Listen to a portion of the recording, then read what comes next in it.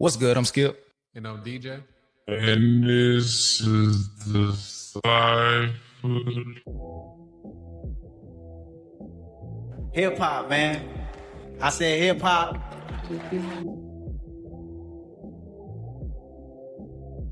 That community is just crazy. That the things that we were able to see and experience because of this thing called rap and hip hop.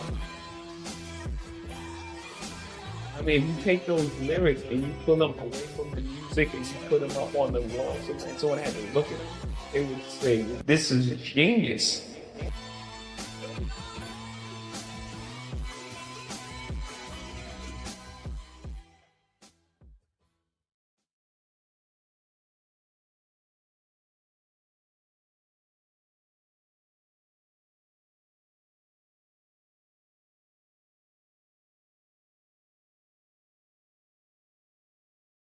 Yeah. Uh. Mic check. 1 2 1 2. Mic check. Let me know if you can hear me. Mic check. Throw it a little dry. Try to do a Jay-Z. It didn't work. Yeah. Okay. Shout out to everybody pulling up. Hey, I saw somebody say that they were waiting on the casino reaction. Here to let you know right now. As you can see, my boy DJ is not with me. So that's not this. This ain't that. I'm gonna get some of y'all thoughts on the Baby Keem album. Like, limit the spoilers, please. Because like I said, I haven't listened to it. And neither has DJ. So we're gonna do the reaction Monday. But I did just want to, kind of see how y'all was feeling about the reception of the project and all that good stuff and some other shit. We're not gonna have the full-blooded stream like we normally do on Saturdays. The kids aren't here, but they'll be here later. So I'm gonna have to go do daddy duty full time this evening. So that normal 7:45 to 12:50 1 o'clock stream, we won't be doing that. So I might kind of split it up half today, half tomorrow, so y'all can still get the, still get y'all still get the full deciphered weekend streaming experience. It just won't be all in one day. It's like I said, the kids aren't here and my wife getting out tonight, so I can't stream like I normally would on the weekend because I gotta do daddy duty. Okay. First things first, how y'all doing? Be sure as y'all coming in, hit the like button. Do that for me. Hit the like button. I'm trying to see. Yeah, just hit the like button. Hit the like button. And as y'all coming in, just give me some impressions from the project, and I'm gonna do some roll call. And before I get into that, the stream that y'all saw or that popped up earlier, I deleted that from StreamYard, and StreamYard didn't delete it from YouTube. So my brother Ozu, he hit me up. He was like, "Hey man, you straight? Like, it's a stream up and it's people in the queue waiting on y'all." And I'm like, "Oh man, I deleted that shit. I've been asleep." So yeah. But let's do this. This is DJ reiterating. All good. Shout out to Midas. Shout out to D2B2. Shout out to Mr. Burtis, Tiffany, Grim, Jazzy, my listening library, T-Mac, Irene, D2B2. Shout out to Mama D2B2. Be Free. Shout out to Retha, Bakugan. I think I said Be Free. I said it again. Raphael, Kia, Leah Nicolette, Diva K. Who else? Ree, Xavier. What's good? He always giving us the timestamp so we can pin that. Shout out to Down in Dixie, Bama Brethren, Before the Fam, Simply J, Solo in the Crowd, Cam. Man, it's good to see y'all. Unapologetic, Sherry Ann, Ozu, Sharon, Sharonda Ridley. Let me see. Crash Landis, what's good?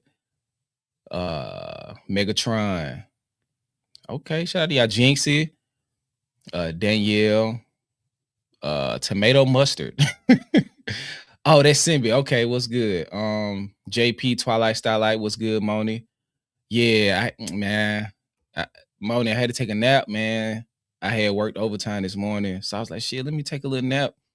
I'm gonna push the stream back, and then I was like, fuck it, I'm gonna just delete the stream altogether, and it did not delete. So I take that, but at least it went too long. People made sure I ain't just leave it up indefinitely. Shout out to Cam. I think I said Cam. Shan, Red Lobo, Back to the Basics. Who else? Smoke Tails.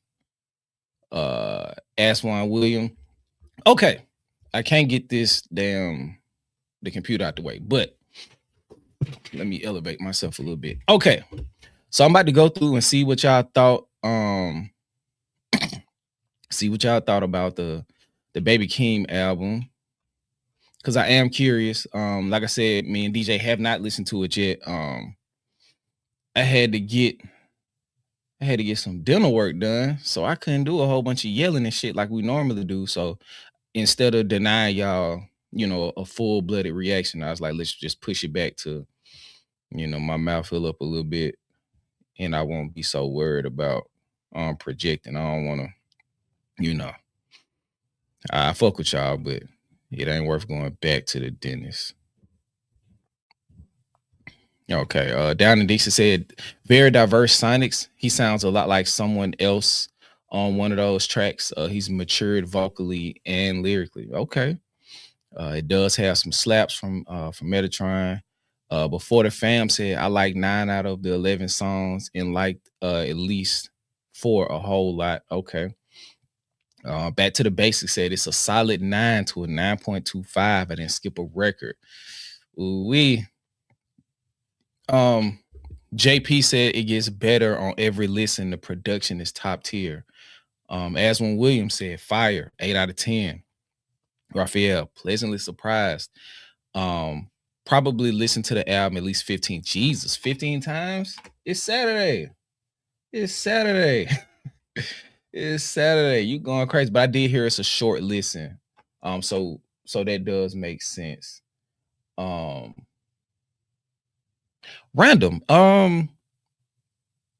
Yeah, I think I should reach out to Professor Sky for one of the Cypher episodes. He just popped up on my YouTube. What y'all think about that? Y'all think I should reach out to Professor Sky and see if he'd be down? By the time he says yeah, and it'll be outside of February. So one of the big things I heard is like, okay, keep it us for Black History Month. Keep it us for Black History Month. It's like, for sure. So as normal, I just put a goal in there. So help us reach that, support the stream. Yeah, that's it, baby. Yeah. You cute.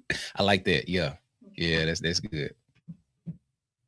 I told you the black was the pants was the good start. It just built from there. Yeah, that's perfect. Big hair, yes, ma'am. Work it, yeah. Yeah. Okay. Okay. All right, let me where was I? Yeah, shout out to the wife, man. Shout out to baby.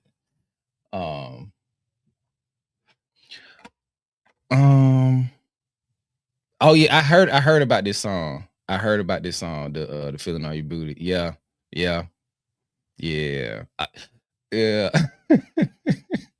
Gotta be a good flirt now. Come on now. Hey, it's mine. You feel me? Sounded like Shannon Sharp. We all old black men at one point in time, man. We all old black men at one point in time. That my baby bet. You already know it. That my baby bet. Okay. Okay. Okay, hold on. Shout out to the Mrs. K with the $2 super chat, getting the paint started. Let's see. Is this Shanika MCM just became a YouTube member? Hey, if you're new, go check out that Road to 100 series. Me and DJ finna get back locked in on that so we can finish that up in a good amount of time. So we can finish that and go to the damn series. I promise y'all, a lot of stuff got in the way of the Road to 100. Niggas got sick, year turned over, a new policy change at work stopped us from being able to listen to music at work, at least the way we want to. So that slowed us down. But we finna get back in. I think we probably got like 8 or 9 episodes left. We're gonna try to get at least 2 of those a week over the next month and some change, and gonna wrap that up, get that out the way, and then we're gonna go into the Decrypted series. Probably take a month to build that out, month and a half, 2 months, build that out, and then we'll start releasing episodes. We'll give y'all a trailer when we're gonna drop that, and that is, of course, decoders only. And also, I do want to remind y'all, once we finish this year's Road to 100, we are going to be making adjustments to the tier system in Patreon and on YouTube. The $2 tier will be strictly for early access to YouTube drops. So if you just want access to like reactions a day or so before they drop, because we'll do the reaction to Baby Keem Monday. I'll probably have it uploaded Tuesday, and that upload will go to Patreon for a day, and then Wednesday it'll come to YouTube because we're already late. So it's like, might as well make sure that y'all get that, at least have it for a day. And then everything above that's not going to YouTube, like all of the Patreon exclusive and members only exclusive stuff, will be at a higher price point. Nothing crazy. I may, because the $14 tier, I wanted to get rid of that, but the people in Patreon was like, no, let us support y'all how we want to support y'all. So I kept it, because that's really just like a pay as you, like a pay what you want tier. So if they want to stay in that tier, they've chosen to do so. But we kind of gonna like work everything into that $7 tier. So that way, the $14 tier is strictly, I want to support y'all more than the $7. And then, if we can get back to some of the other content we had before Trump sent us back home, we'll open back up Truly Yours and all of that stuff and go back to giving the people in that tier producer credits and helping us build out those episodes like we were doing before. But yeah, after we finish Road to 100, because I realized this year with the new season and the different production style, that's gonna take a lot more time and a lot more effort. So maybe I'll like let the audio version, or like make it so where that can be purchased separately or something on Patreon. If you just don't want to pay the full $7 for a year to listen to that type of stuff. But yeah, we're gonna work it out. But $2 for all of the new drops early and 25 episodes of Road to 100. That ain't fair to the other tier members. So we're gonna work that out. But Shanika, go check out the Road to 100 series. I think it's 16 episodes up.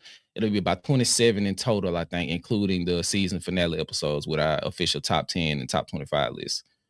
Let's see. Shout out to Sigma Love 84 with the $2 super chat. Thank you so much. Shout out to Raphael 1819. Looking forward to the content. Hello, host, mods, decoders, something towards the goal. Thank you so much. Shout out to Miss L. Brown. Hey, Skip and DJ. The documentary made me root for Keem more. The album is great, in my opinion. Looking forward to what his future holds. Absolutely. I've seen some clips on mute, of course, from the listening session. It kind of gave me remnants of the Life of Pablo, kind of into the Donda listening session of it all, like this big void space kind of. So I didn't see a lot of it. I just saw some small clips on Instagram and Twitter. But yeah, it looked like it was a dope event. But yeah, it did kind of remind me of what Kanye was doing back when he still had at least a little bit of sense. Shout out to D2B2, just became a member again. It's crazy. Like, you be giving out the memberships and now you just had to become a member again. Somebody pay it for it. Hook my boy D2B2 up. Shout out to T-Mac. It's $10 super chat. Good evening, Skip, DJ, decoders, and Miles. Didn't expect to see you today, so this stream is a great surprise. Looking forward to hearing your DJ's impressions on Casino. Like I said, we're gonna knock that out Monday. We're gonna knock that out Monday. I might. Nah, he worked tonight, so he's not gonna be good tomorrow. And I think he worked tomorrow night too, so I don't want to put him in a bad position. So yeah, we'll do it Monday, and then since we'll be recording it in OBS, no editing necessary. I just gotta upload it. So we're gonna knock that out for y'all, and we're gonna get to it, and then we're gonna keep going. It seems like it's gonna be a good year worth of albums this year. I do want to say that. Have you seen Boo Man 3? Yes. Yeah, Megatron. I saw it. I didn't react to it because, like I said, like I went to the dentist Wednesday night, so I couldn't really do a whole lot as far as like communicating and talking and shit, because we would have done Casino Friday, but I just went up to it. However, Casino 3 was dope, man. Like the whole 3-part story of the Boo Man documentary series. Like I said, it gave you a vivid glimpse into who he is, how he came, like his inspiration, whether he knew it or not. A lot of this stuff was kind of like put in place for him. Like, people around him was like invested in music, shit. Kanye was even rapping, you know what I'm saying? Like, his uncle was rapping, his fucking second cousin, fucking greatest rapper of his generation. So it's just like a lot of the stuff, it was just one way. It wasn't meant to happen, I won't say, but a lot of those, the environment was molded around him for him to, see music as an outlet. And I just think that's dope. And of course, a lot of people say it, but I think the dopest part of it was kind of finally becoming a filmmaker. I just think that's a fire ass way to pay it forward. But the part of part 3 that fucked me up the most was when he was talking about his grandma. Boy, like, and both of my grandmas was passed away by the time I was born, for real. So I don't have grandma experience. So like, I get that kind of feeling, like thinking about like my aunties, like some of my older aunties, that passed and shit. And like when he was like talking about how they would walk, and he kind of had to like make his own way, booming the candy and all of that other shit. And he was saying, how she I think he said she had diabetes, so they would do a lot of walking. And his reflection on that time was, we ain't had shit, but it was cool. And then when he did the refrain and said it again, I was just like, bro, like to feel like you have nothing, and then in recollection, those moments you can feel like you have everything. Like, just that right there, like, and how quiet he got, like when he was like digesting the bittersweetness of that memory. That fucked me up, man. That fucked me up, bro. Man, I'm trying to tell you, bro, that shit fucked me up. But all in all, dope documentary series, man. I'm excited to hear the album. I liked Melodic Blue. So if it's like people are saying, an evolution and more intentional, and more of an artistic expansion, I'm already knowing I'm going to like it. It's just, to the extent, and all of that good shit. So I'm already knowing it's gonna be good. It's just how much I'm gonna like it. You feel me? So let me go back to these super chats and see what else has happened. Y'all been showing a lot of love this evening. I greatly appreciate it. Shout out to our Bama brother down in Dixie with the $20 super chat. Towards the goal. Number 1, towards the goal. Number 2, I need a damn dissection. I'm not gonna lie, bro. I'm not gonna lie, Down in Dixie, like it's in part for me too, because I feel like this is probably the one album of his that deserves more of a rewind in an examination just from and for me personally. So I can't wait to get to this shit. Like, I don't know, like I haven't got her to agree with it, but I think me and my wife gonna do a reaction to Mr. Morale and the Big Steppers. I think I'm gonna be able to get my wife to do a reaction to Mr. Morale and the Big Steppers. I'm not sure, but we talked about it. It'll just be if I can get her to commit to it. But yeah, like that's one of them albums I feel like will be like those two albums in particular. But damn, like more so on like all of the layers that it represents. Like, I just feel like it deserves that. So we're going to dissect that album. No pun intended. We're going to decrypt that album. I'll say that. And 3, I think Jar from Rap Roundtable would be a great collab. Hold on. Let me mute this. Hold on, y'all.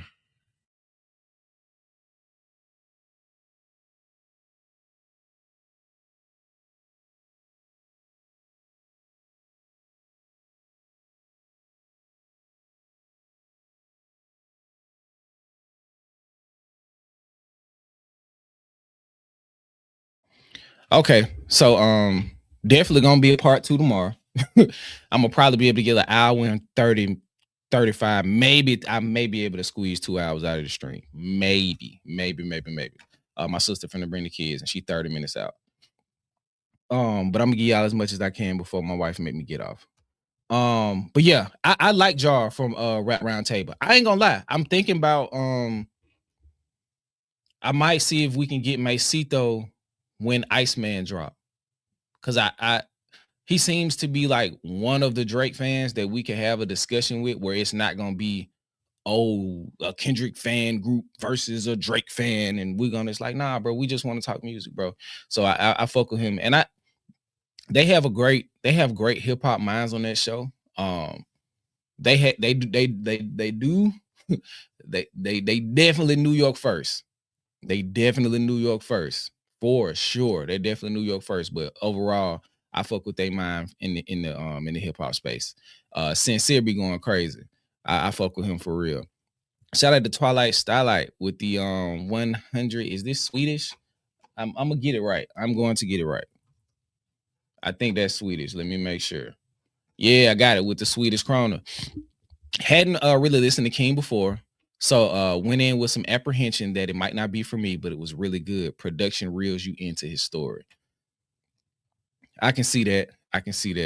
But yeah, I think when I was trying to explain Baby Keem to people, it's like he's Playboy Cardi on Adderall.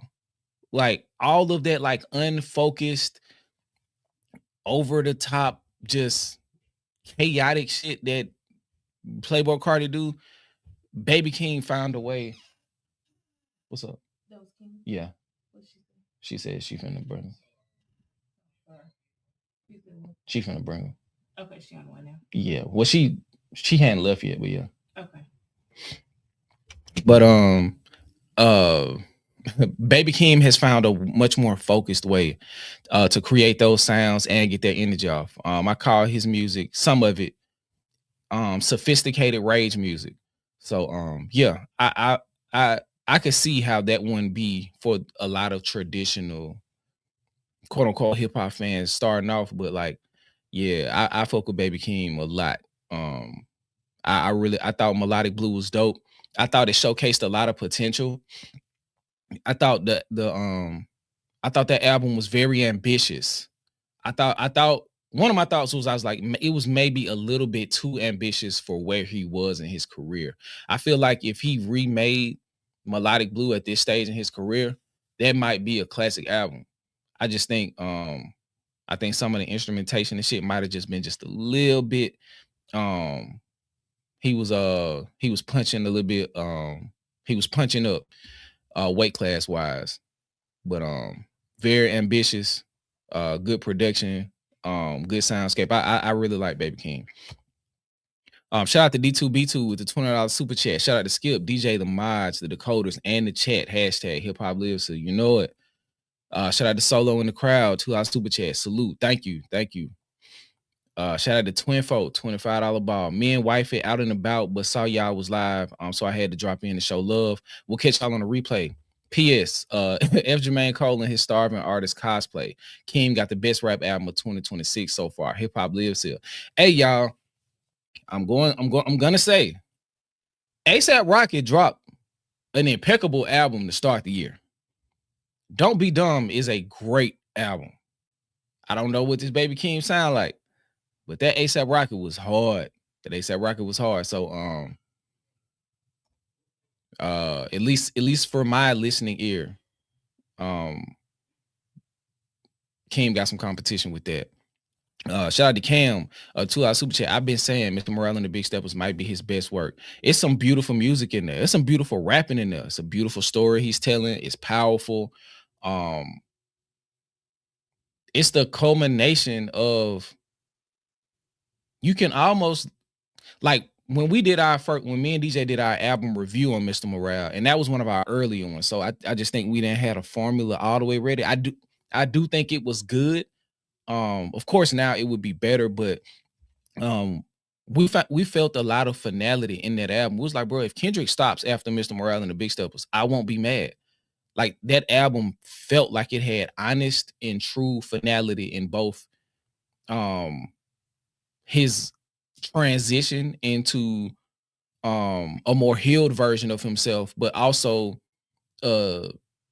declaration of choosing himself and the things that are closest to him in the real world above this music shit. So it was like, oh, okay, if that's what we going and we letting this shit go and this the album you stop on, I'm perfectly fine with that. So I definitely felt a lot of finality and closure in that album, a lot of catharsis, like in his real life, like Mother I Sober, Insane.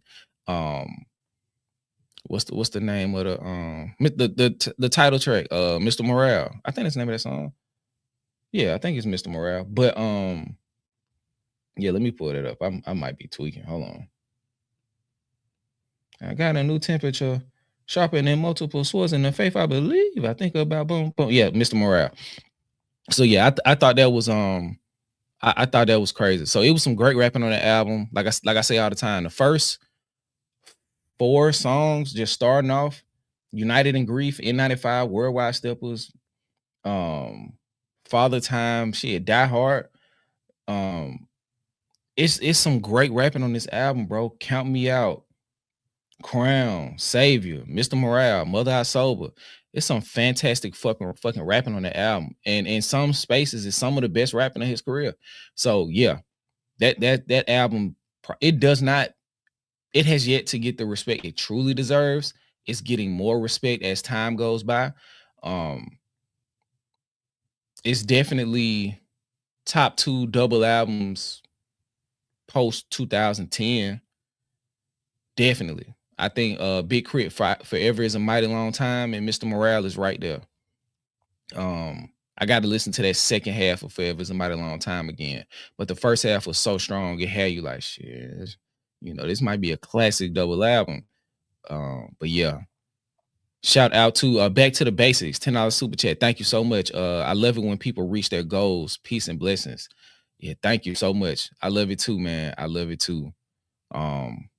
I just want that for everybody, you know, especially if they're moving earnestly. Shout out to Simply J, $10 super chat for the goal. Love the Keem album. I'm telling you, I can't wait to hear that shit, bro. Tamila Auntie, a member for 9 months. Thank you so much for your committed membership. 9.5 on the album for me. 2 songs I can do without. Yes, that's heavy talk, man. I'm seeing a lot of 9s, 8s on social media, and I know they get real hyperbolic on social media. I saw some 10s.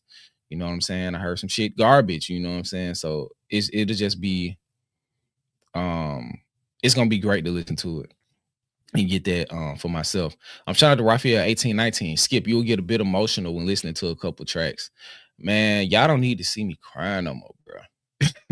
Y'all done caught me crying like twice on this YouTube shit, man. I gotta find a way to work my way around that.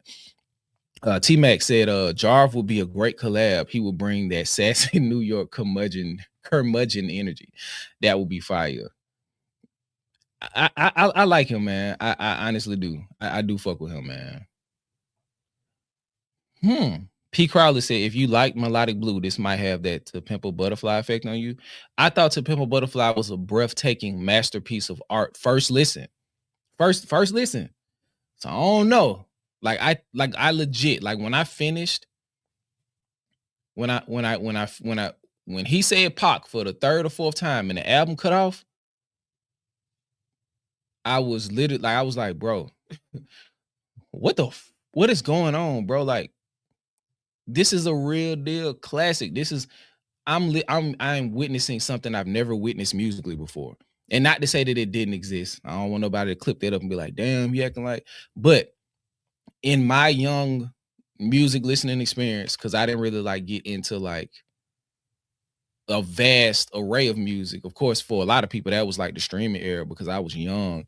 So, you know, we growing up on mixtapes and, you know, the Wayne here and the Boosie here, Gucci here, Jeezy there, T.I., whatever. So like, I'm listening to this shit and I've heard great albums before, but I'm listening to this and it's just like in this time, like in real time, it's just like, wow, he really did that.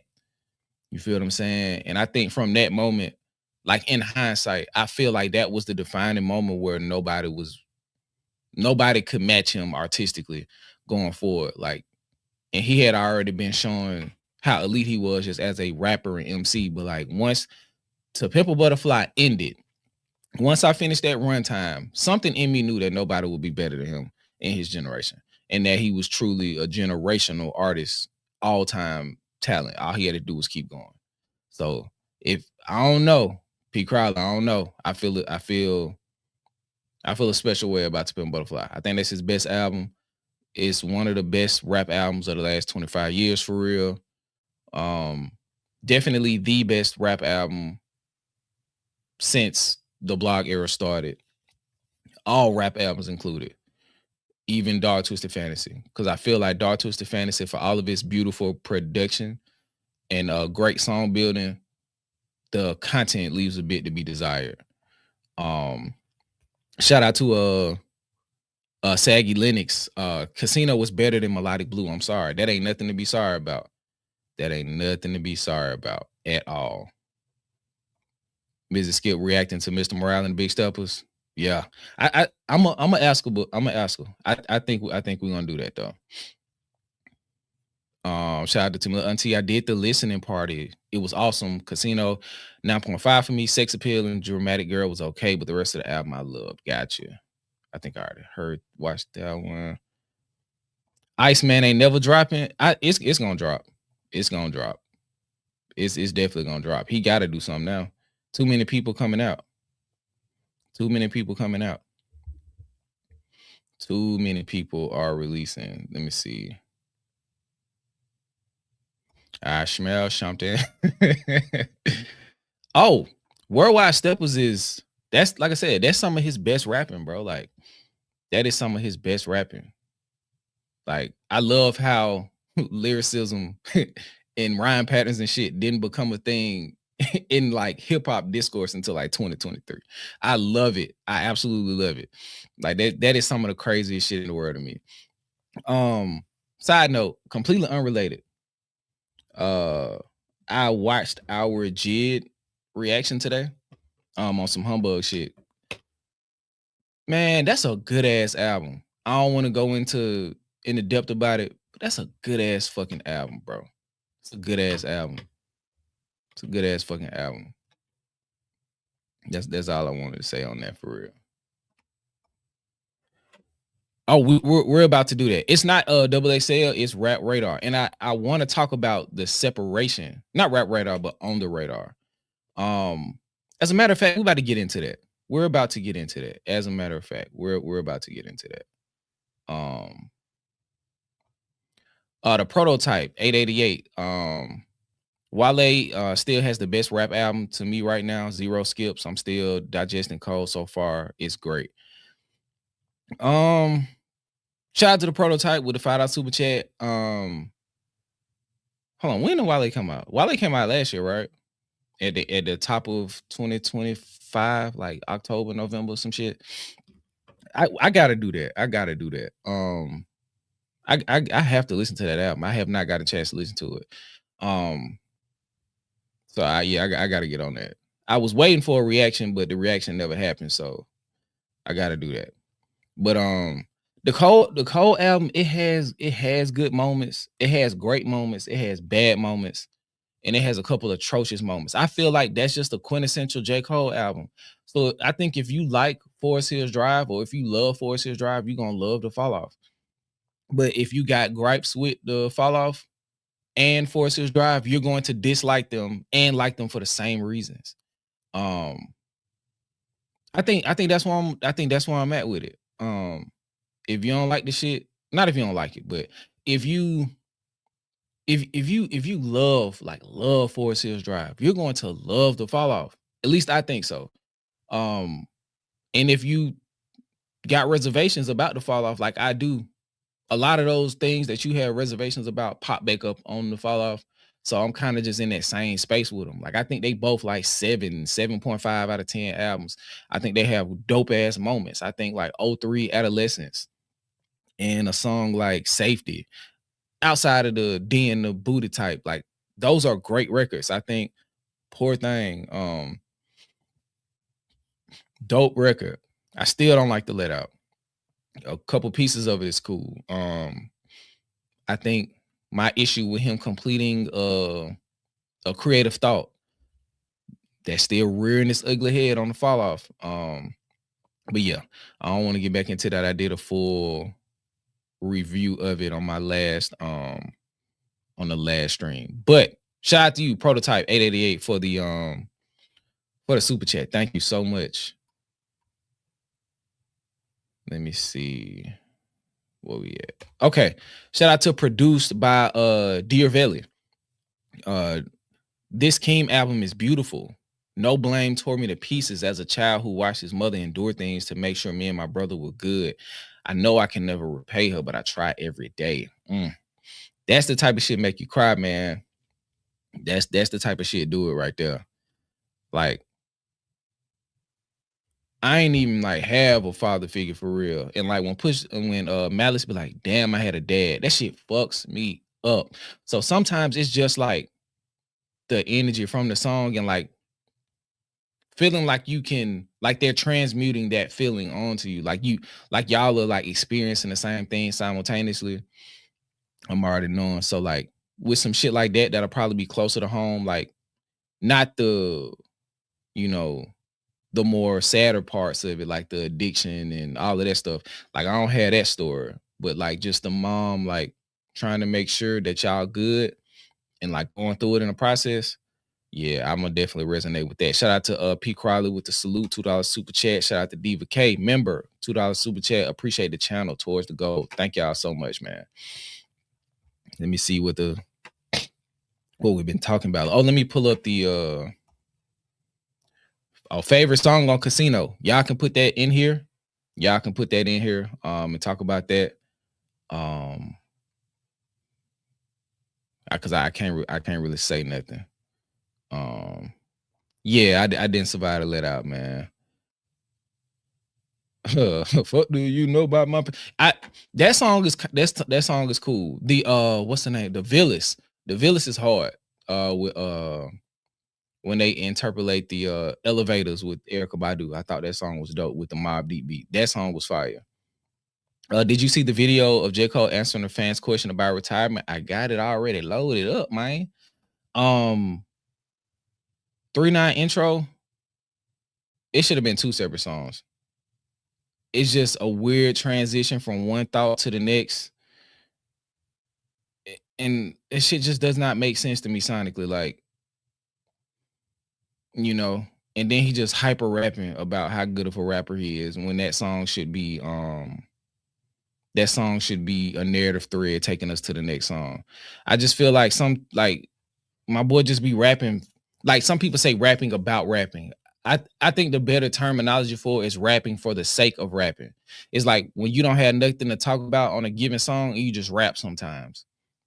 And I feel like on an album that's supposed to be so So that's supposed to be threaded narratively to get a story across. I just feel like it's not room to do shit like that. Like, for example, on Apparently, the first verse of Apparently is a beautiful narration with just talking about love and how we were like how he's caught in between these two women, not in no toxic way, but just, you know, learning how to love his woman, which is helping him realize that he needs to love his mom better. That's a beautiful fucking record.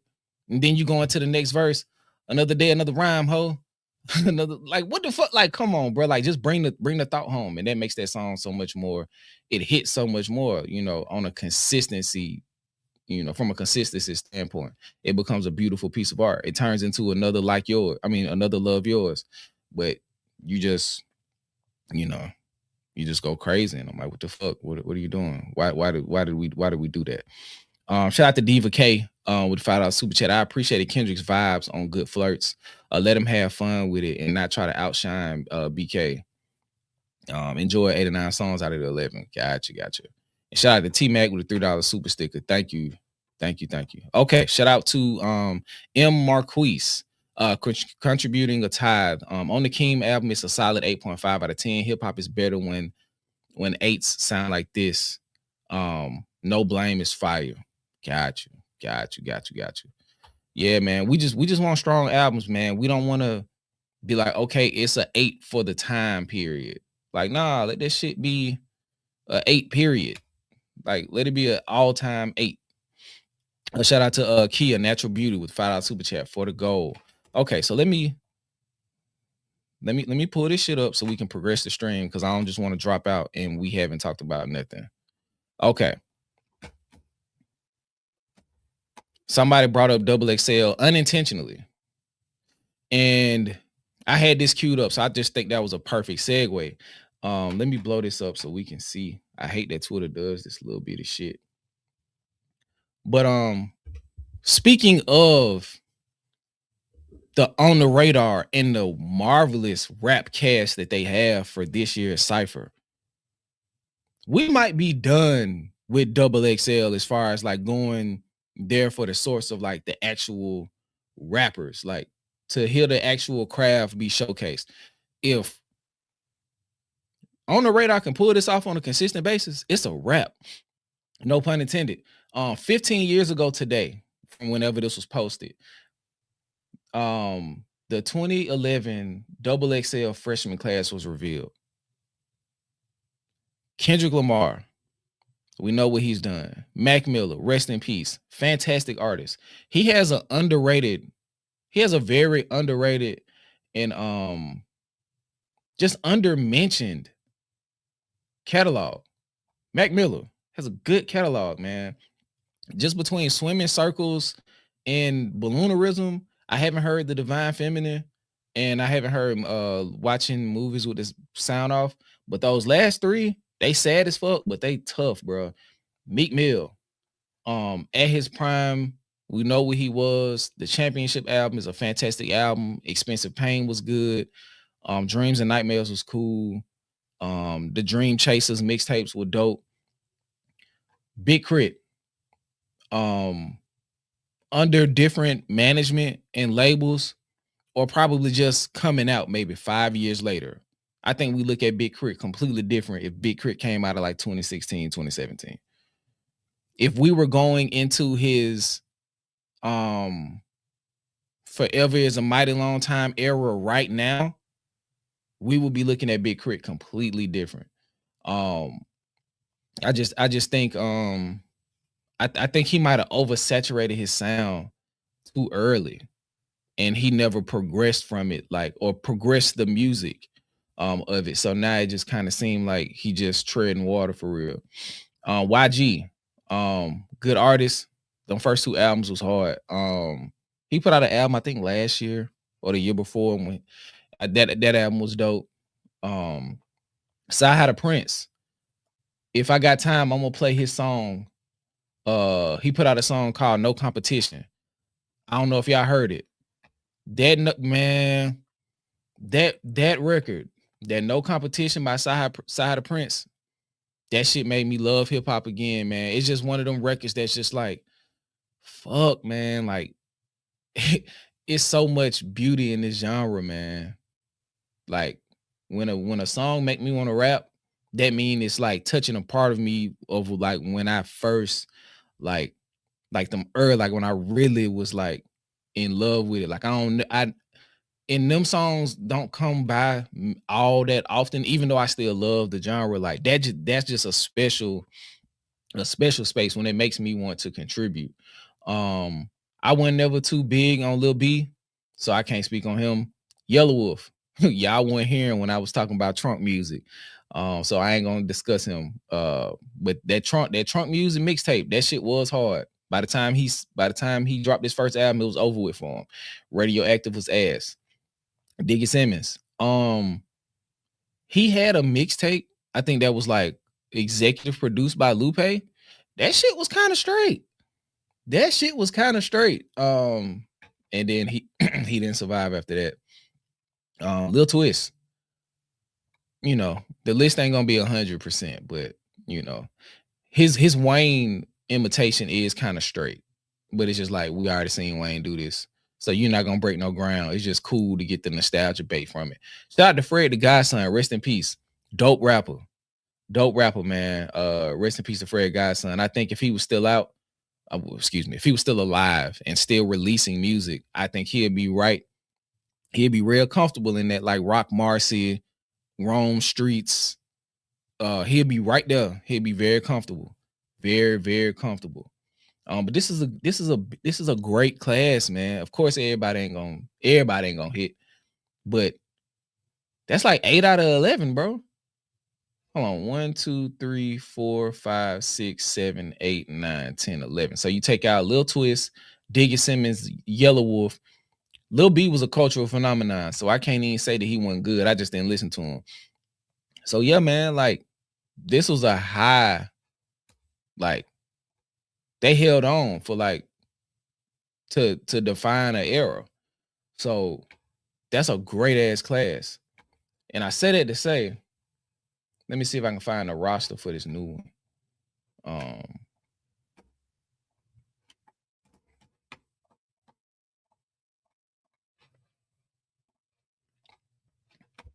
Okay.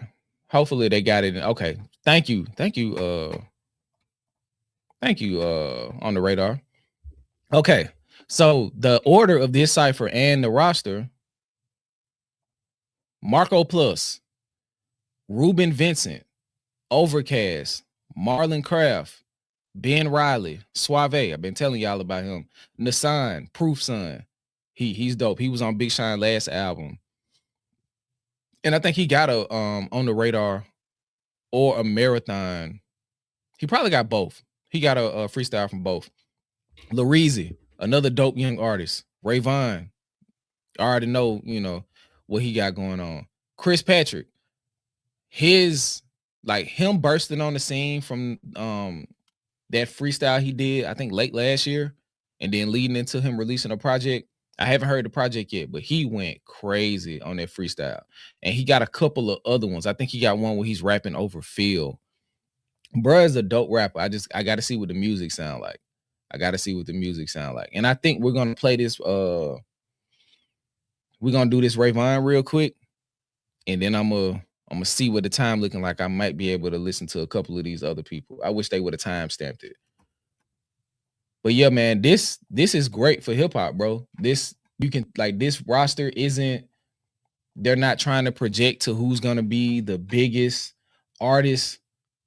They're going for the niggas who rapping. And sometimes that's what we need. It's not always, man, go away. Hold on. Okay, that'll go away. But sometimes we don't always need them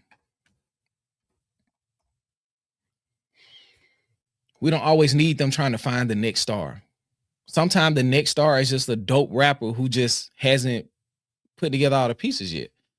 Like imagine if a Big Crit or a Kendrick or Isaiah Rashad or, well, Wiz was already Wiz, but like those type of artists got ignored because they was like, we can't project them being superstars. It's like, nah, bro, go for the niggas who dope in hip hop. Let the people see And as they turn into stars, you'll see that. But just let it happen. So we finna play history. We finna play this Vaughn real quick. Let me turn it up. Let me know if y'all. I'm gonna go back a couple seconds. So just let me know if y'all can hear it. Hip-hop lifesaver. Come back in 10 years, you understand what I'm saying. And I don't like when rappers talk about other rappers. Today's an exception. This just for the Cypher, the body bag rapping. Ooh! The reason. Yeah, for black. Okay, y'all can hear it. Okay, I just want to make sure we good. Let me check the volume. Okay, it ain't all the way up over there. Okay. Yeah, shout out to Gonzo. This is what happens when labels aren't involved and it's about the talent. I won't say they not involved, but they not running the show. This isn't purely advertising, because that's what it be feeling like sometimes. Just strictly advertising, not a showcase of talent. But let's play this Vaughn though. History, I kept it solid like photography. Yeah, for Black history.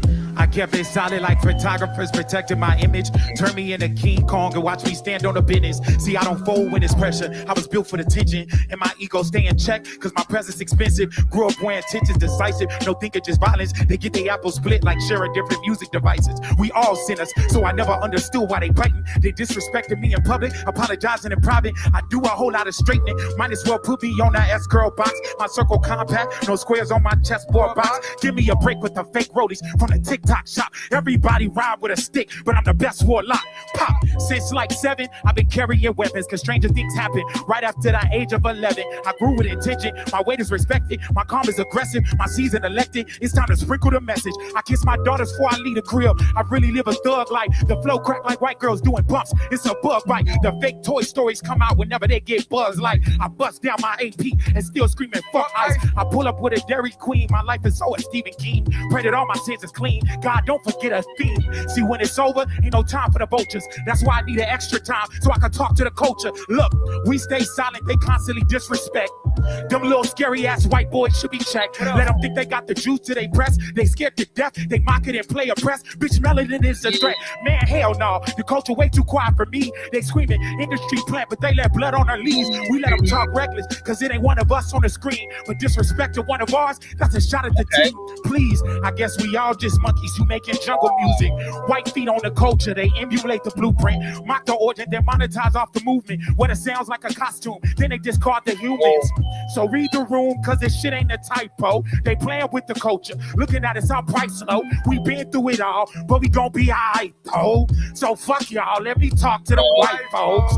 We invited you to the cookout, let you mimic our steps.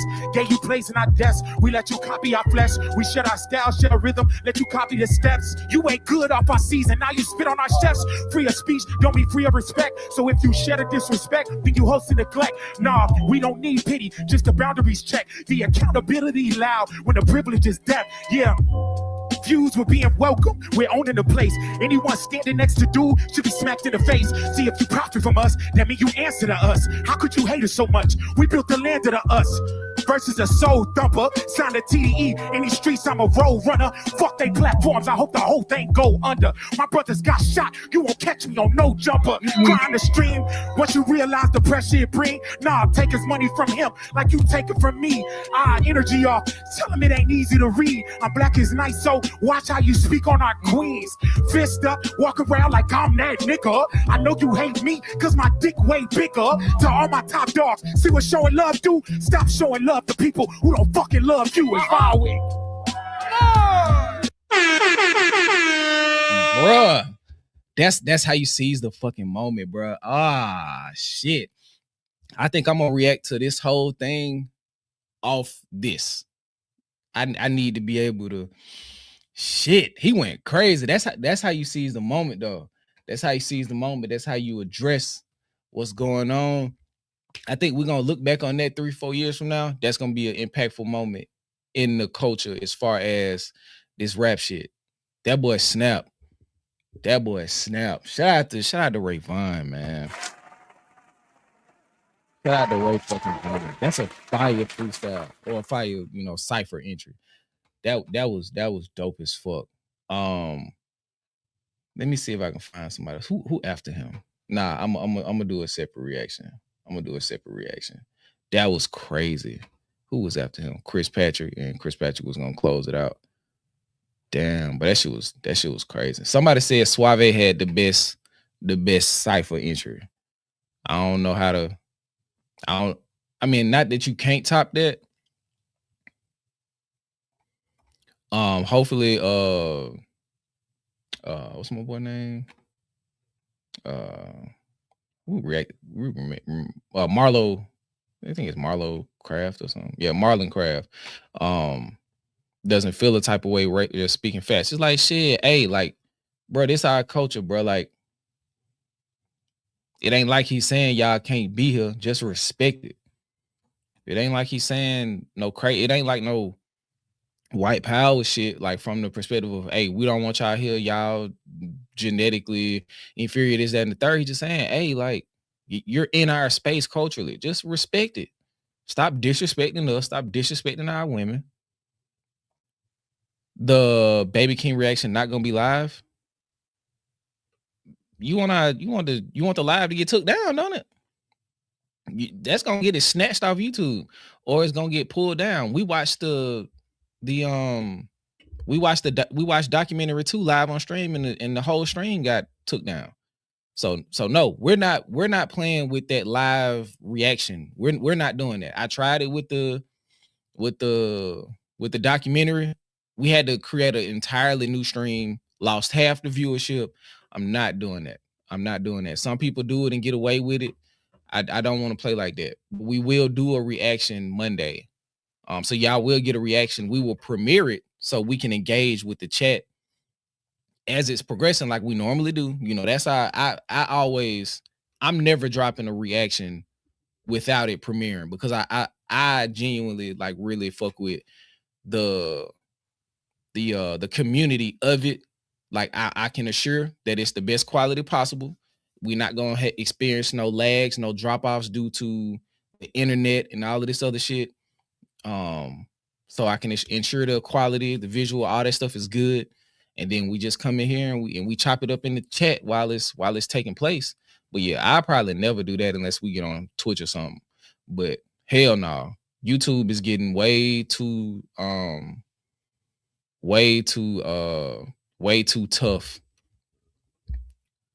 on I'm lagging. Hit the refresh if I'm lagging. I'm blurred. Damn, I talked about being blurry and got blurry. Crazy work. Just let me refresh. Hold on.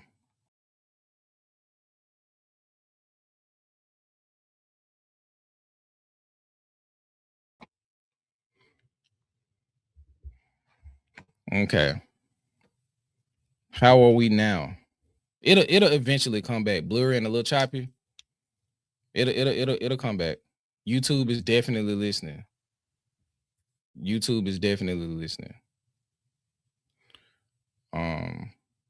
We back. Ooh, we back. Grits and Eggs podcast. Shout out to Deontay Cal. That'll be. I think I'm gonna reach out to them too. I think I'm gonna reach out to Deontay Cal and see if I can get him on something. I just think that'll be a dope pull. Period. Like that might be even just some one-on-one shit. You look chopped and slopped. Thank you, Gabe. I appreciate that. Shout out to Moni. She said, y'all put some roses in the chat if y'all haven't for Moni. YouTube so strict lately.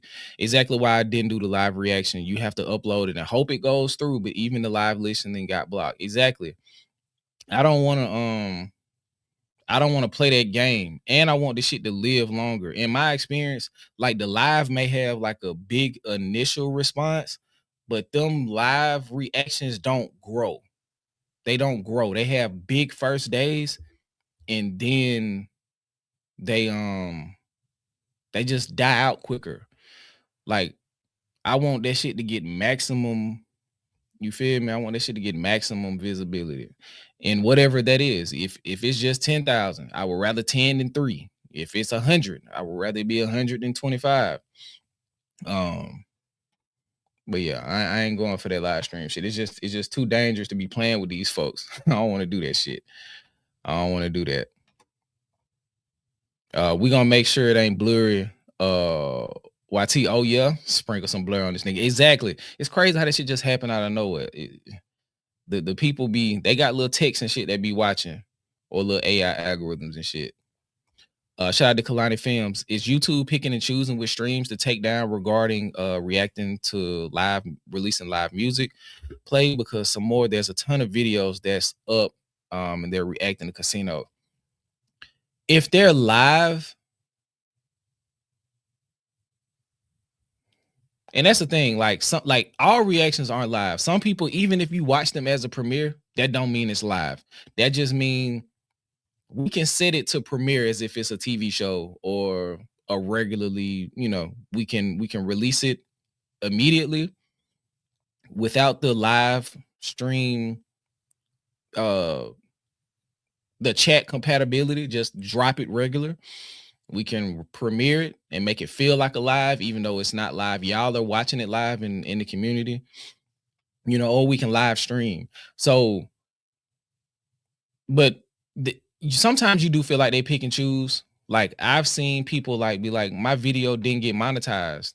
And I'm like, shit, all my battle videos outside of maybe Euphoria, they're all still monetized. So I just don't want to play that live stream listening. Some do get whitelisted.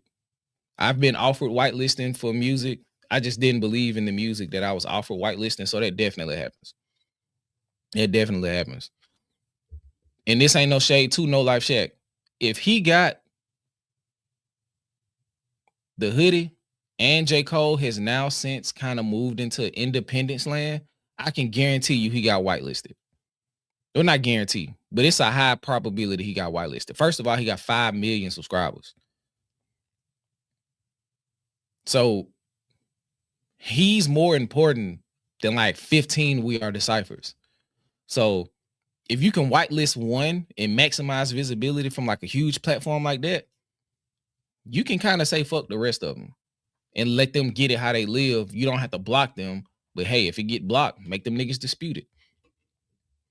But yeah, they're big platforms. The labels don't like them all the time, but if J. Cole's not necessarily tied to a label now and he want the reaction to get out to as many people as possible without interruption and without problem, I'm reaching out to No Life Shack and I'm whitelisting it. That's just, nigga, you should buy it, nigga. That's good business. But yeah, I haven't watched it. Moni said, yeah, they pick and choose who they allow to get off the reactions. They don't care about us small fries. Yeah, it's like it's like the Mac Miller reaction. I did a reaction to Balloonerism. Man, they had that shit blocked worldwide for like 2 days. Like even when I appealed it, it still sat for 2 days. And by the time I was able to drop it, it was so nerfed in. Like when it premiered, it was like 13 people watching it. I was like, they suppressed this. That Mac Miller reaction got suppressed. Like that's the lowest review. That's the lowest viewed reaction like in real time ever.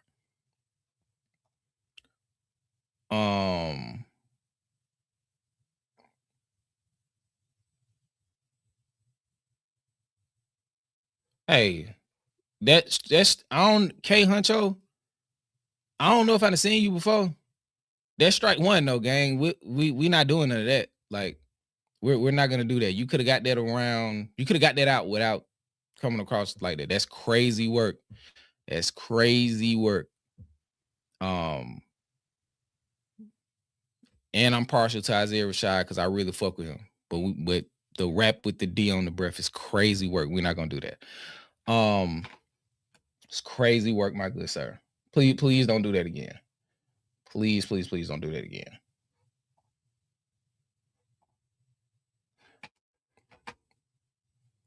Please don't do that again. Okay. Speaking of Sci-Hi the Prince, I do want to play this real quick. We mentioned him earlier, but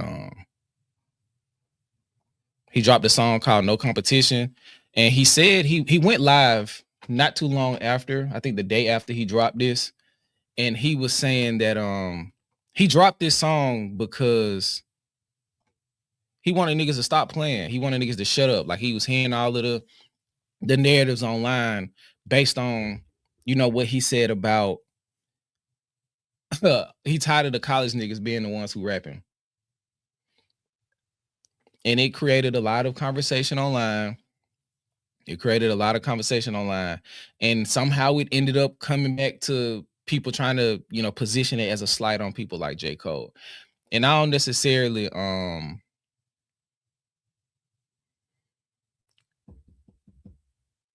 damn. So he just came in and just that's what he do.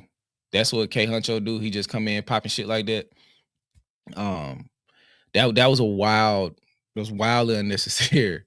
That was wildly unnecessary. Like, if you was gonna be that flagrant, you shouldn't even bleeped it out. But you bleeped it out because you figured if you spelled that word out, that it was gonna get filtered by the YouTube auto moderation.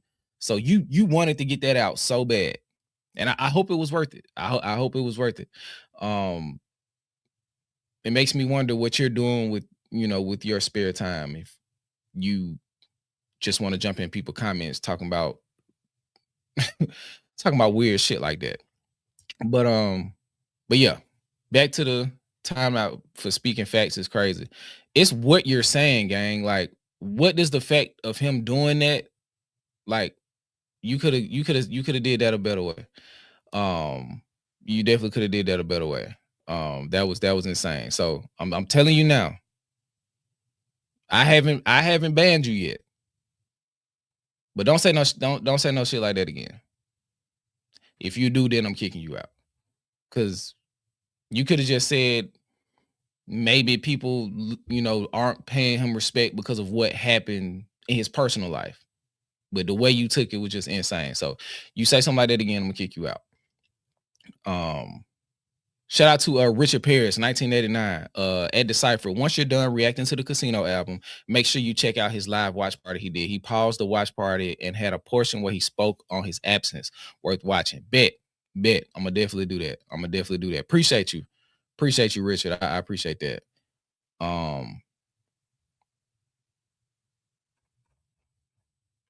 Okay. Let's tap into this side. Let's get back to the hip hop. No competition. Like I said, he said he tired of the college niggas being the ones who, like, in the spotlight for rapping. He feel like they kind of don't have anything to offer outside of excellent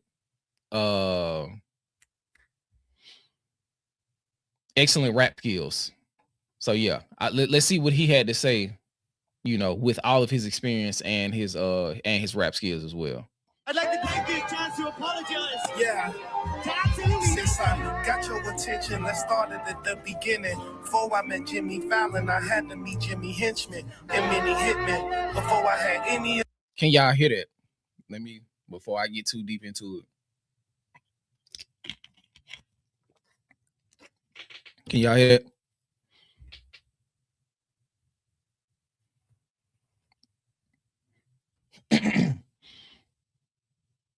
Equipment. I had...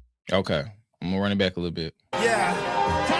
Since I got your attention, let's start it at the beginning. Before I met Jimmy Fallon, I had to meet Jimmy Henchman and Minnie Hitman. Before I had any equipment, I had Amigo in Arizona send me a shipment. I keep my enemies close cause I feel we distant, or get killed by a friendly cause I don't see any difference. To be a Willie lynching, cause niggas never heal from defeat like Kobe's Achilles tendon. Cause my notable quotables go to the vocal booth. My hoe is so unapproachable, won't even notice you eat at the Noble for photo shoots. Don't even go for food. And most of you niggas emotional. Niggas act like I voted for Trump. Get thrown in the trunk, trying to pull up a loneliest stunt. When everyone in your gang is cons, you feel like the loneliest one. One day ones they gon' lay on, pray on, seance for Prince, Tayshawn, play on words like crayons, Draymond, drink a crayon, Master P make him say, cause I stay on point like Trey Young, calling a hit like Jake from State Farm, while trying to convince my bitch to stay calm, play dumb, hold on, say no. She said, listen, don't let these Twitter mentions come trick you out your position. Just remember what Ye said. There is no competition. There is no competition. There is no competition. There is no competition. Cause behind every bar is a celebration, bitches. There is no competition, nigga. What? Well, I know you guys have ciphers because I just saw the cipher y'all did recently on BT, and I know how competitive that could be and how competitive you are. Who's taking you down? You think in a freestyle cipher? I would not battle Sci-High the Prince in a cipher at all. Yeah, None of y'all can mumble off my wonderful monologues. Some of the most iconic shit you would stumble across from my ciphers was on the blog. I write from a humble start. I was involved with that life before I wrote so appalled. But I got a bone to pick like Uncle Charles with the yonder boss. I'm the underdog, but I'm tired of shining like armor all, and y'all just want applaud. Y'all softening marijuana laws. Bumbleclaw, my words tree verses you couldn't tomahawk. The shit I tumble off just seem to triple entendre fall. Spring into winter, I somersaulted the somersault. Time to expose you niggas, this feel like Montreal. It's hard to stay in your lane when they... Y'all not fucking with this? Like on some rap shit. This is hard, bro. This nigga is rapping. Y'all don't like this? I won't make y'all continue to listen if the consensus ain't fucking with it.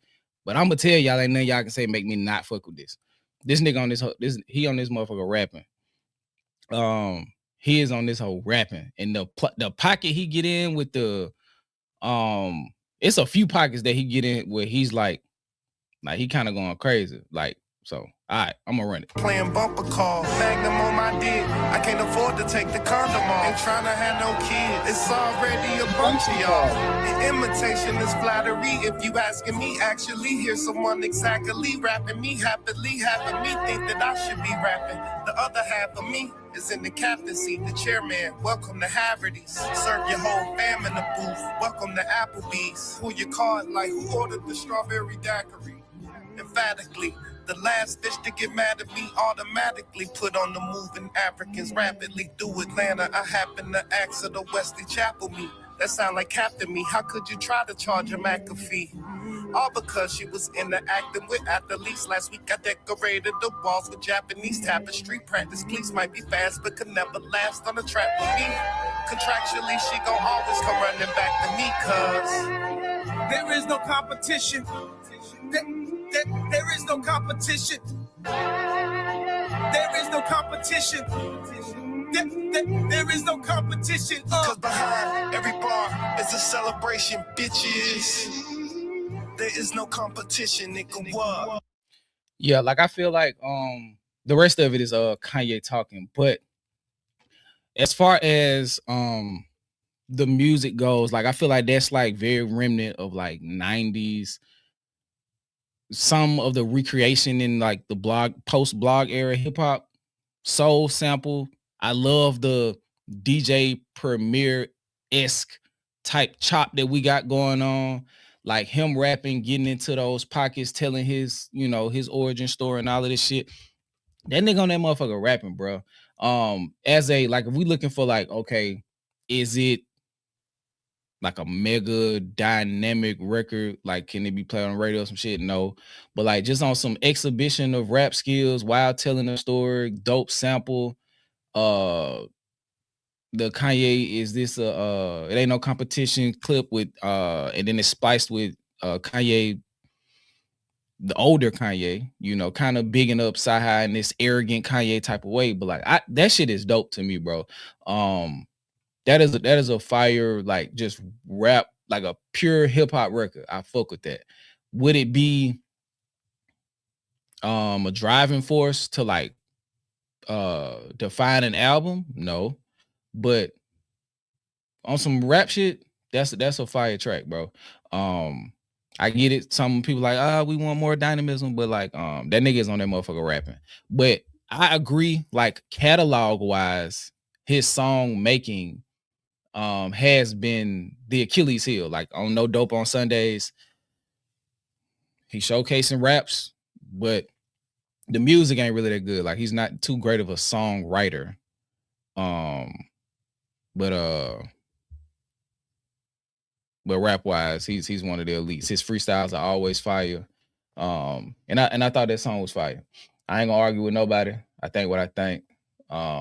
Salute to whoever has any different opinion. I fuck with y'all. But I like this song. I actually love it. I played that shit like 15, 16 times since it came out. I love that type of rap shit. But somebody being crazy in here. Somebody being crazy in here. We ain't gonna do that. We ain't gonna do the crazy shit. Let me see. It's dope. Reminds me of the Royce diss to Lupe. That was fire. It does kind of feel like that, low key. And then Lupe came and King Kong like crushed all of that shit, and then Mickey Fax snuck in and dissed him for whatever fucking reason. But that's for the real heads. Yeah, I agree. But I ain't mad at everybody. You know where they at, but just for my taste, I love that song. I think it has to sound better. It's more to that than just rapping. I dig that. I ain't mad at it.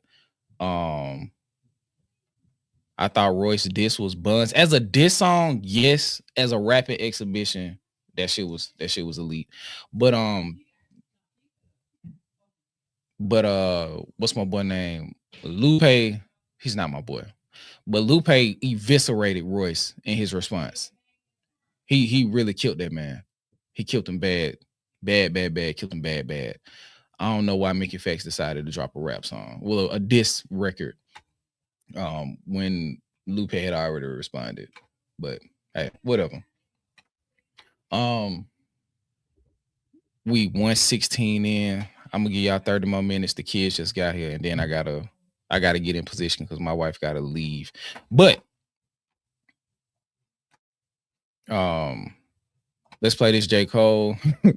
I'm not gonna lie. I'm not necessarily if I get inspired enough. What's up? What I was gonna say. I am not surprised because we kind of called this shit before he said anything that he wasn't gonna retire. I thought the album was gonna be about ego death, and that's kind of how I was interpreting it. But it's a character death. Like it's like just about him killing J. Cole or the quote unquote J. Cole character. I was thinking, like, because I thought it was actually going to be his last album, you know, when I was taking him at his word for that, I was like, the fall off would be fire if it's about like ego death, like an actual ego death, you know, J. Cole dying so Jermaine could live, but so Jermaine could live a real life, not so Jermaine could keep rapping. You feel what I'm saying? I was like, what the fuck is this?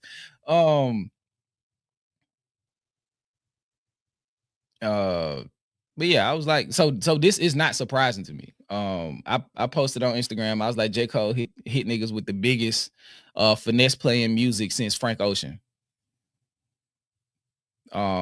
And we talked about on the first episode of the Cypher. It was me, Jay Nolan, and Jalopy at the time.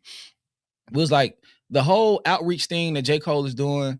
From a marketing perspective, this shit is elite. I think if you're an artist looking to be indie or to, you know, operate in this indie perspective or try to be as vertically integrated with your team as possible, you should model off of what J. Cole is doing. Even if you don't pick up the everyman, I'm gonna dress bummy aesthetic.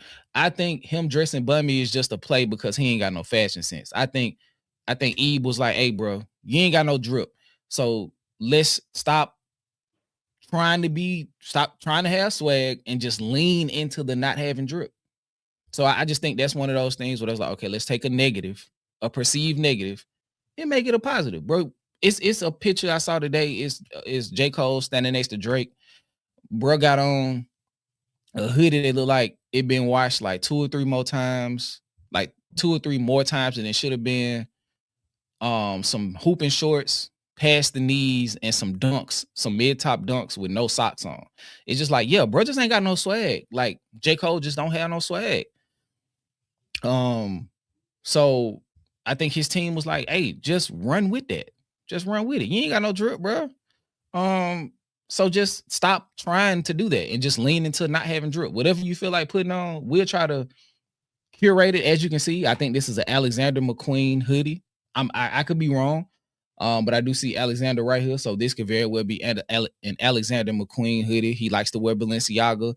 Like he has kind of like he wants to wear nice things, but he just ain't got no swag. So it just don't look good on him. So he just leans into that. So with everything else, like I think they just built an aesthetic around him, and they're marketing the aesthetic fantastically. I think him and his team are marketing this aesthetic and this approach as good as pretty much anybody in his generation has marketed an artist, especially with this whole grassroots approach. And I think they're trying the same thing with Jid, but Jid isn't the same type of artist. So the disconnect is coming because we didn't meet him like that. We didn't meet him on this Dial in the Dream shit. We didn't watch him transform from whatever J. Cole was positioned as pre Forest Hills Drive into post Forest Hills Drive J. Cole. So it's not giving the same dividends because they're trying a mold that fit J. Cole on Jid, and that's why it's not working so much. But let's play this real quick. Like, yo, if you hear the whole progression from the come up, the warm up, Friday Night Lights, Sideline Story, Born Center, Forest Hill Drive, those, and then going into the fall off, it's a progression of my whole life. To me, For Your Eyes Only, KOD, the off season, and even Might Delete Later, those are side quests. Concepts. The concept out, For Your Eyes Only and KOD concepts. The off season Might Delete Later, it's like practice. It's just me. It's just lyrical exercise. It's just me practicing to get to the fall off, which is the continuation of the J. Cole story. Jermaine in the form, Jermaine's life story in the form of this J. Cole character. So when you hear me say this is a suicide note, come here, look what I wrote. I'm about to kill. It's me basically saying like, man, I'm done with that. I took you to the end. I took you to 29 years old. Because that's when Forest Hill Drive dropped. So I took you back to 29. Then I gave you the life update at 39. I don't have nothing else to say as Jermaine via J. Cole. I'm a rap probably. I'll hop on a song probably. I might even fuck around if I get inspired enough. I may do an album, but I don't care to continue that story. The fall off is like a continuation of the J. Cole story. If you listen to Forest Hill Drive, that's Jermaine via J. Cole. If you listen to For Your Eyes Only, that's not Jermaine via J. Cole. If you listen to KOD, that's not Jermaine via J. Cole. If you listen to the off season and even Might Delete Later, man, that's just me practicing. You know what I mean? You might get a little sprinkle here and there. Because you always gonna give substance. Yes. So that's never gonna.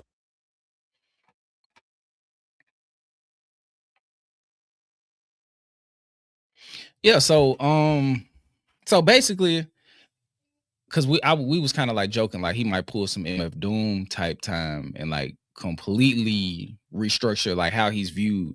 But yeah, it's if we're taking him at his word, KOD, For Your Eyes Only, obviously. So the 4 projects between so everything post Forest Hills Drive into the fall off was a side mission, side quest, him just building and expressing himself outside of the J. Cole story.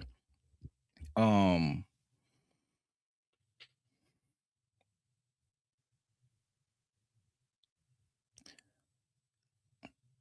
some nitpicking type shit, I'd be like, well, okay, that's a perfect way to like kind of excuse all of a person like me's issues with those albums.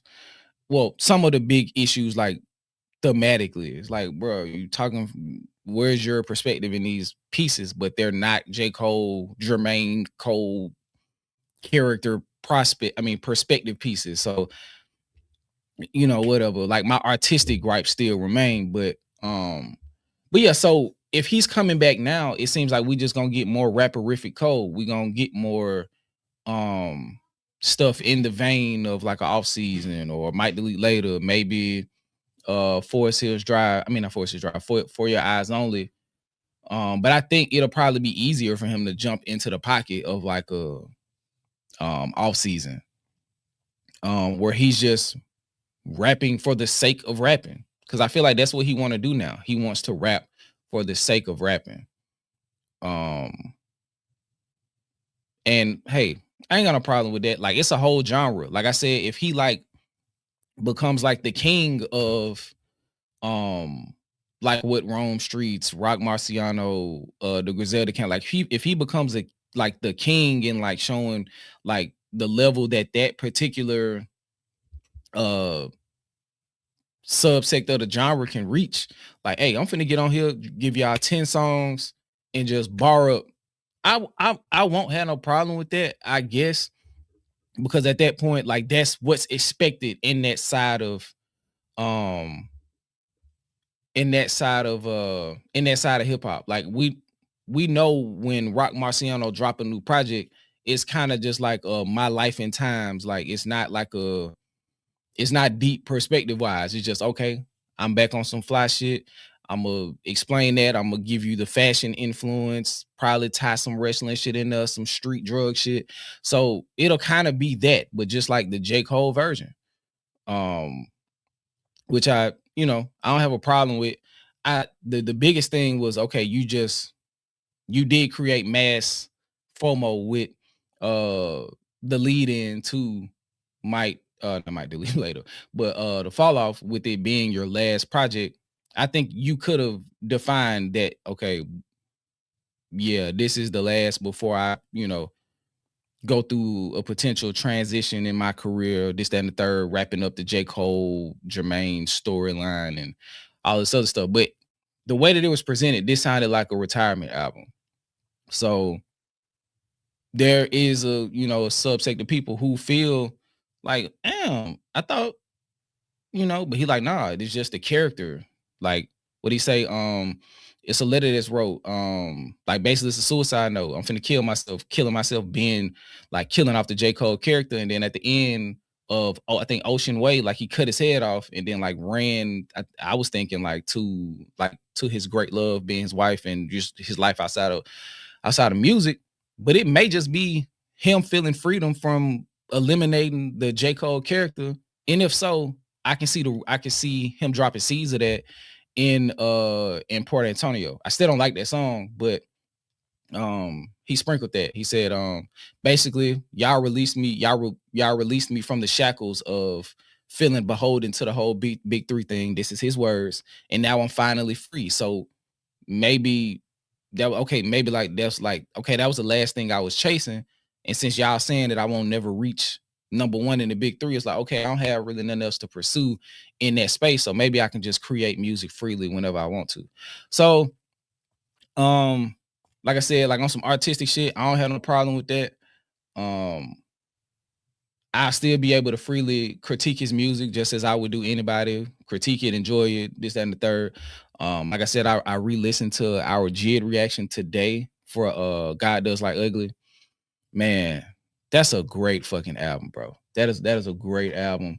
I think JID did everything that I would have hoped J. Cole would have done on like his final album, as like to complete that story, or just like the magnum opus of his creative pyramid building. I just like if it would have been like on the level of that JID album, I wouldn't have had nothing to say.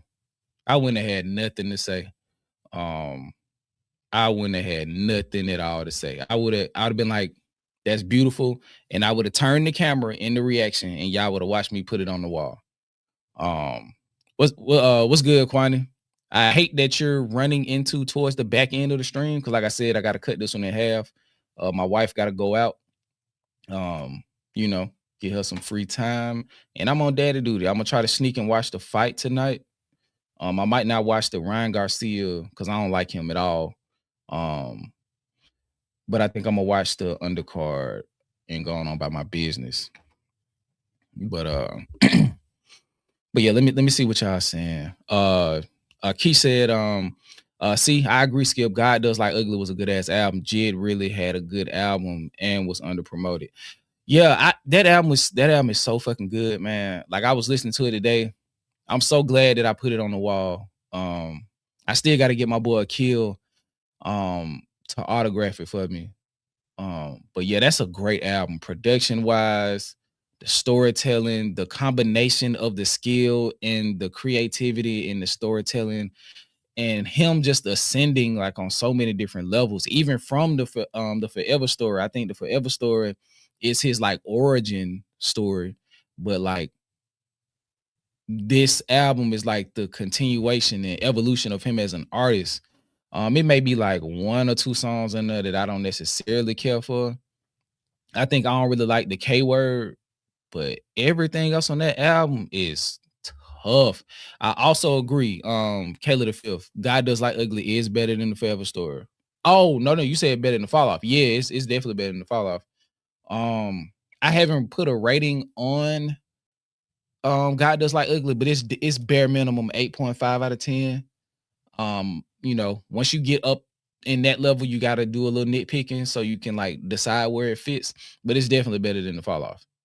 I knew that on first listen. Do you still think it's better than than Chance the Rapper's album? I think it's less fat on the Jid album, but I think it may I don't know, like as far as the highs, I don't know. They're really close. They are really fucking close, man. Those are two great albums. I'll say that. I'm not sure which one is the best. Those are two great albums. But yeah, that's Jid's best body of work. God Does Like Ugly. That's his best body of work. That's his best body of work.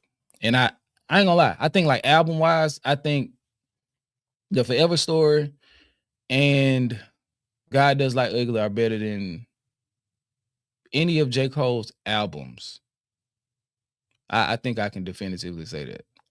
And that ain't even no hate. That's just like real spill.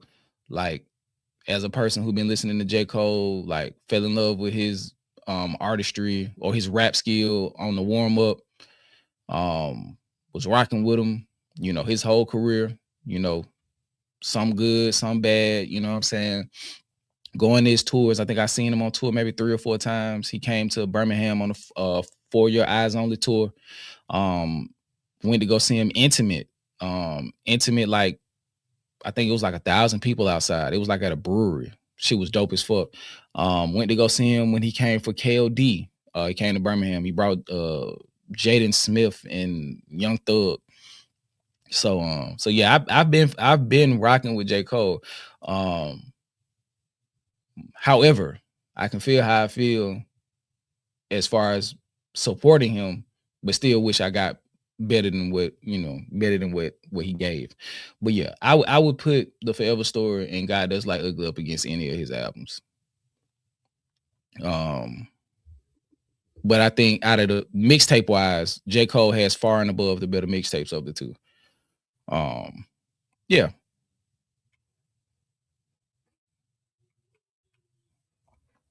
Shout out to Down in Dixie, $5 super chat. It sounds like Cole has has conceded that he's limited artistically, so he's leaning into what he does best, rapping for the sake of rapping. Hey, baby girl. You had fun at TT's house? Yeah. Is TT gone? Yeah. Okay, I'm about to come in there with y'all in a minute. Your hair looks pretty. Thank You want to say yo yo yo? Yeah. I'm almost Yeah. say hey everybody. Okay, give me like 10 minutes. I'm gonna wrap up. All right. But what you say, he's leaning into what he does best, rapping for the sake of rapping. Yeah. And like I said, I think the project of his that I've enjoyed the most as far as a cohesive listening experience in recent years has been the off season. So I ain't gonna lie, that might be the best of what he has to offer going forward. That may be the best of what he has to offer going forward. So I ain't even too mad at that, to be honest. So if he, pop back out in 18 months or so, and maybe drop a collab tape on some Revenge of the Dreamers type shit, but more J. Cole, that shit may end up being better to me than, you know, Might Delete Later in the Fall Off, because it'll probably be more concise. It'll be rap heavy, and at that point, I understand where he's coming from. I understand where he's coming from. It'll probably be more like underground-esque production, Conductor, Alchemist, that type shit. Maybe some Q-Tip. I wouldn't be surprised hit a nigga rapping over some RZA shit. Like, you feel what I'm saying? Like, so if he gets in that bag, I wouldn't even be mad, bro. I wouldn't even be mad. I ain't even gonna hold you. Anyone has an opinion as to why J. Cole nor Baby Keem is touring in Chicago? I don't know. I couldn't even say. I did see that he's going on a world tour and it's going to be 73 shows. He finna be moving and shaking. Go get that money, man. I ain't mad at that. Keem is Kendrick's cousin. Why shouldn't he be on the album? Tell J. Cole to put G. Okay. All right. I prefer Forever Story to Guy Does Like Ugly. Hey, I ain't mad at that either. I feel like storytelling wise, if you want a concise story, like a well-crafted narrative, Forever Story is probably going to be the one you prefer. But I just think, all things considered, in my opinion, I think God Does Like Ugly is the better exhibition of all-around musicality. I think as a concept piece, I do think Forever Story is better, but just as an overall musical experience, I'm taking God Does Like Ugly.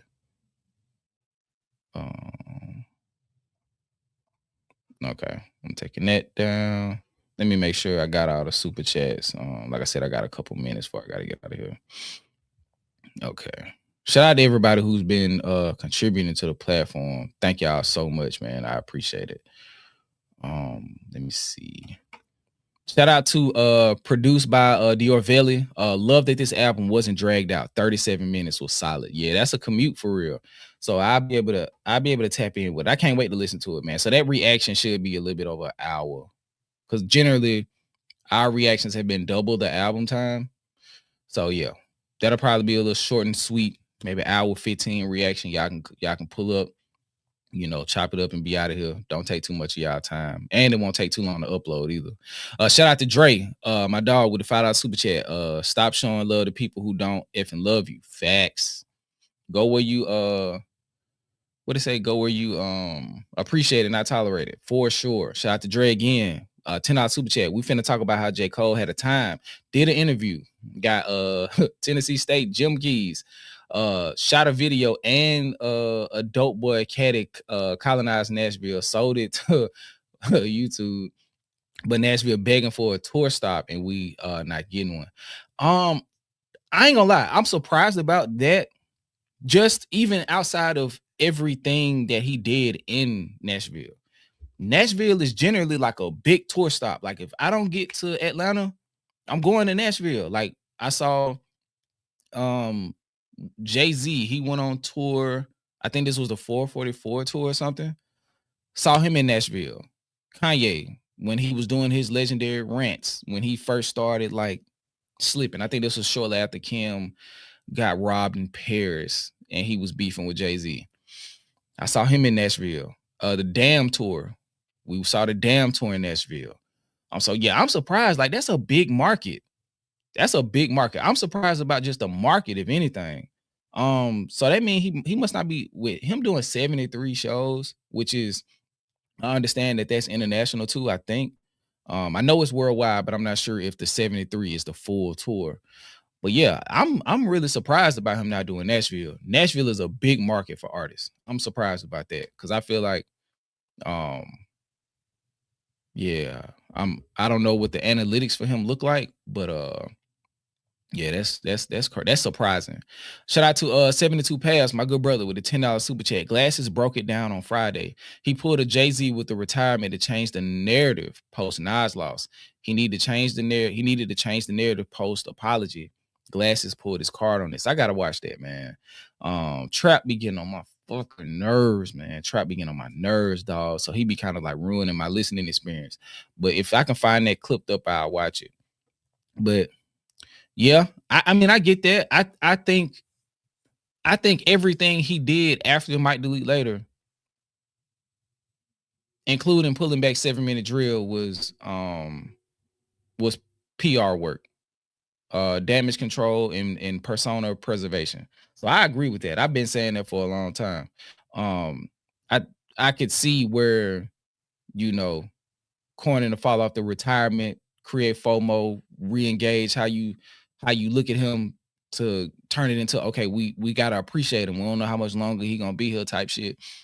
And then for him to put the What If track on there and just recontextualize his positioning with the beef to be like, okay, I did this out of an act of survival, like basically a trauma response. Like I pulled back because when niggas get too locked in with animosity, they die from where I'm from. So, you know, I see the positioning and all of that. Whether I agree is completely different. Shout out to Dre, $2 super chat. Why is Cole and Crit Cardo? I don't know, man. Some of this shit is just weird. I don't understand that. Do I care? No. I just think branding. I think when you create a brand so much, when you start to do things that feel like they don't fit, they just come across off-putting a little bit. But hey, man, do your shit, J. Cole. I don't give a fuck, bro. I feel like you killed J. Cole, so I don't have to mourn him no more. Like I know he dead. I know you done killed him off. So my expectations no longer exist. So I don't even give a fuck no more. And that's for my sake and the J. Cole fans' sake. Shout out to Downey Dixon with the $5 super chat. It sounds like Cole has okay. Yeah, we got that one. Thank y'all.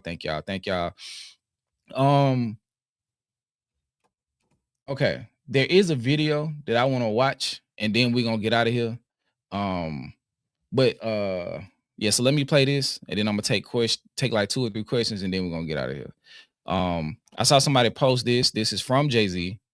And it was about, you know, it used to be worse than this, right? Him talking about substance. Let me knock this down a little bit because I know y'all be having issues with Twitter be like doing this weird shit when it's in full screen. But it says, okay, I'm not gonna read all that. So I just play it and we'll go off this. You know, it used to be worse than this, right? Yeah, there was like a lot of drugs in the street. It used to be come on.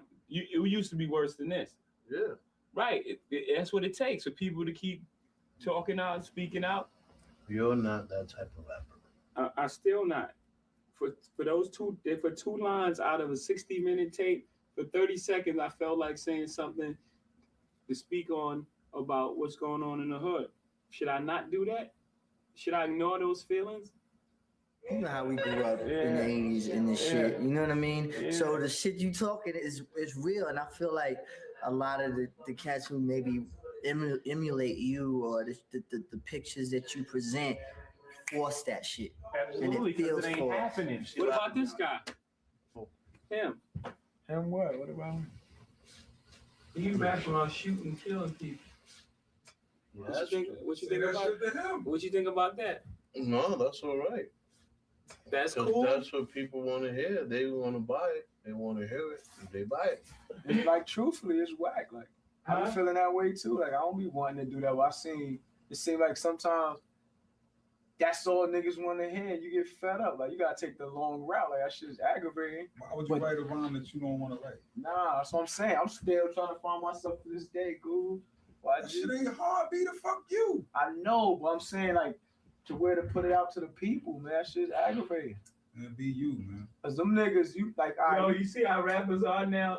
You turn the camera at me. see what the public, see what y'all did to rappers. They scared to be themselves. You know what I'm saying? Like niggas don't think that people gonna accept them as they self. Now all the teachers couldn't teach me, and my mama couldn't beat me hard enough to match the pain of my pop not seeing me. So with that stain in my membrane, got on my pimp game, fuck the world, my defense came. Go back. Ty, turn around.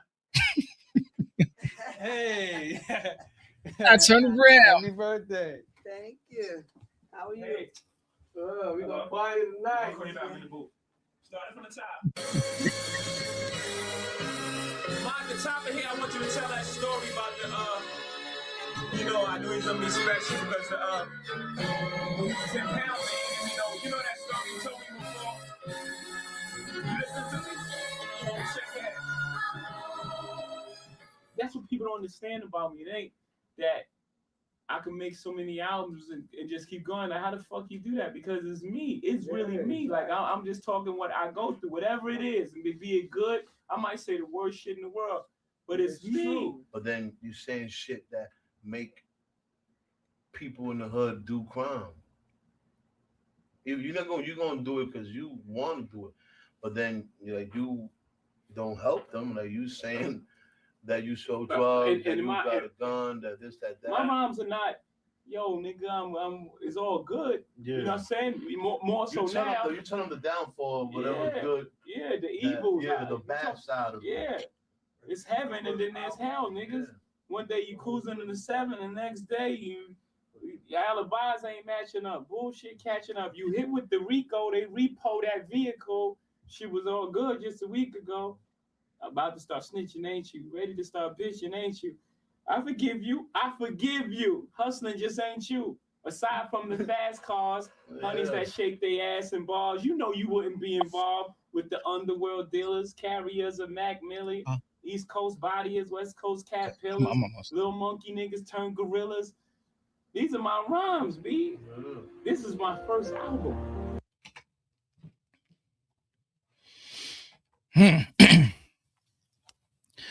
Yeah. I feel like, like you said, like, bro, when it's just you, when you're discussing your life from your perspective, like, you're always going to have something to talk about, unless you feel like you've, discussed everything. But you being yourself, you should, always have a litany of things to discuss. Like, as you grow and experience new things, there should be, always a vantage point for you to contextualize and put in an artistic form, But yeah, I thought that was a dope way to end the stream. I got like 2 minutes. Is there any questions anybody wants to ask before I leave? Any questions? I think we got all the super chats. So once again, shout out to y'all for, showing so much love for this condensed stream. If everything works out, I'll pull back up for like 1 hour and 30 tomorrow. I might do a Wale reaction and put that out instead, but I'll let y'all know.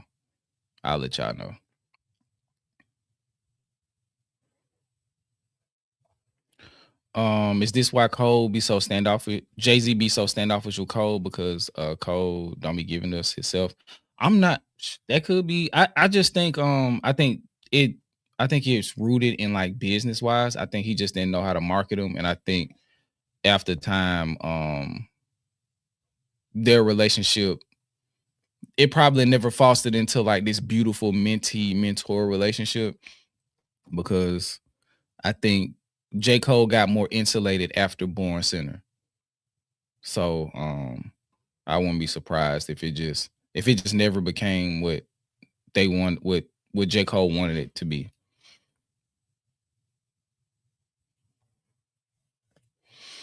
We haven't yet to meet J. Cole, just his representative. Yeah.